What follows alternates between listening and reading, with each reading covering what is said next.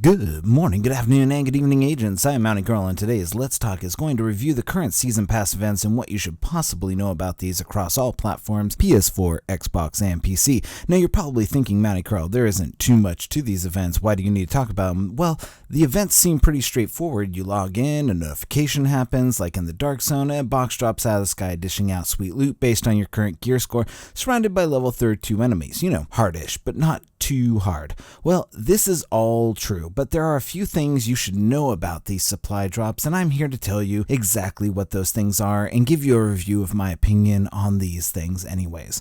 My first tidbit of information is for you lucky PS4 owners who are still waiting for the August 2nd to get the Underground update. These events are your first foray into the new gear sets. That's right, it has been confirmed that it could just be a bug, but there are quite a few lucky PS4 owners who have received the Underground gear sets.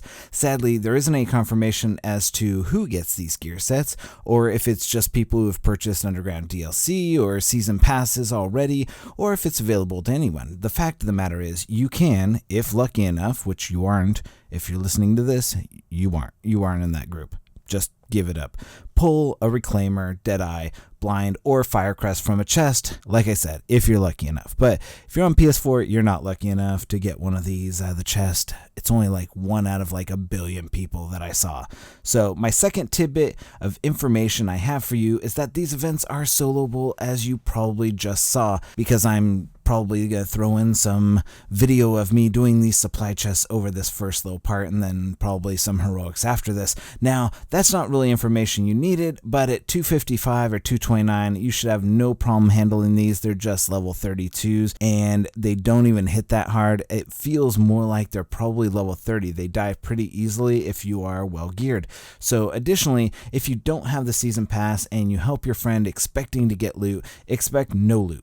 No loot for you, because you didn't buy the Season Pass and now you don't get the loot. Of course, you could go and get the Season Pass and go get your own loot box. Might as well. If you're planning on getting any of these DLCs, you might as well go get the Underground update anyways, and you need the Season Pass to get it. No loot for you if you just bought the Underground DLC. In the end, you're going to save a few bucks and enjoy a few free perks along the way, because thirdly, you don't get the loot box if you just bought the Underground. You gotta buy the Season Pass, like I just said.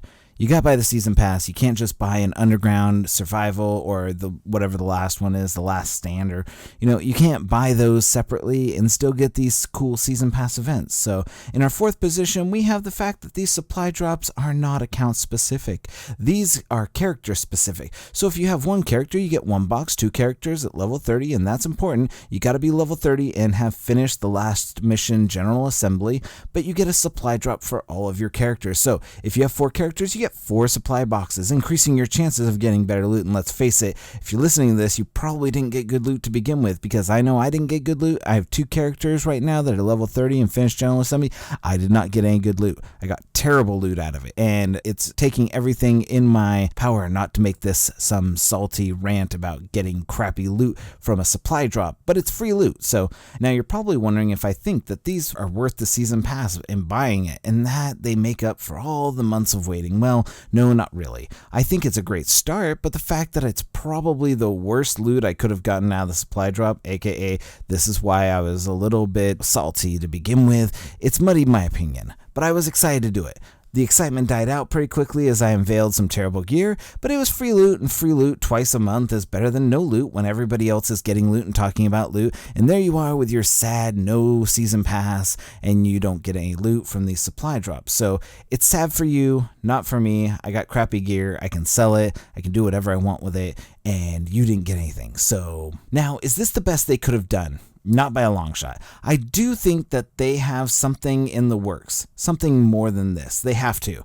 I personally hope to see an increase in better loot in these drops, but it's not going to happen. What would I like to see from the monthly event? Well, my ideal monthly event would be more of a mission that takes more than 5 seconds to finish.